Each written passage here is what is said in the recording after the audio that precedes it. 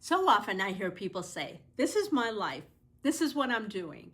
And they genuinely believe it only affects them. And on the surface, it might seem like that. It feels personal. But here's the part we don't always want to see.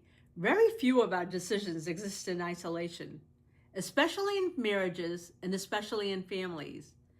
Every choice we make, how we speak, what we avoid, what we hide, what we prioritize, all creates a ripple effect. And those ripples don't stop with us. A decision made quietly can slowly reshape an entire household. A choice made to keep the peace can teach children that silence is safer than honesty. A pattern of emotional distance can leave a partner questioning their worth, even when no one ever raises their voice. And the hardest part is this: the damage is rarely blatant.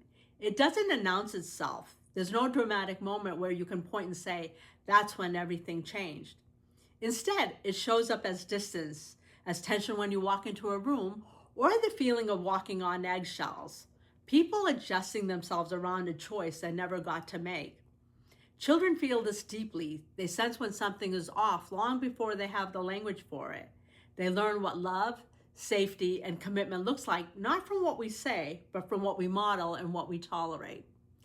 And this isn't about blame. It's about awareness, because awareness also means understanding this.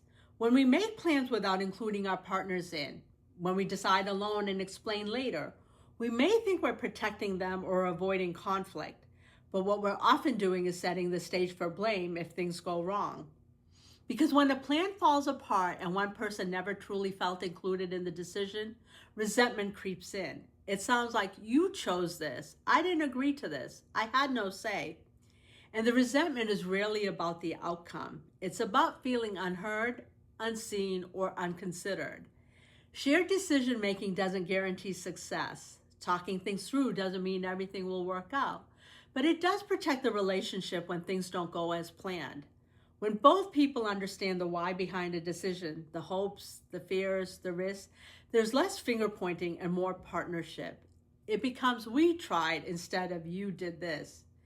Every decision carries weight, and with that weight comes responsibility, but also real power. The power to choose honesty over avoidance, connection over comfort, and transparency over control. Because when we make decisions with awareness and with communication, we don't just protect ourselves. We protect the people who love us and the people who have to live with the impact of our choices.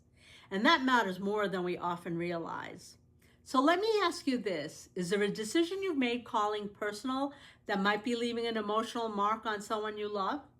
And if you pause today, not to judge yourself, but to simply be honest, what's one conversation you could have or one choice you could make differently, knowing it doesn't stop with you? If you feel comfortable, share your experience or input. I'd love to hear from you.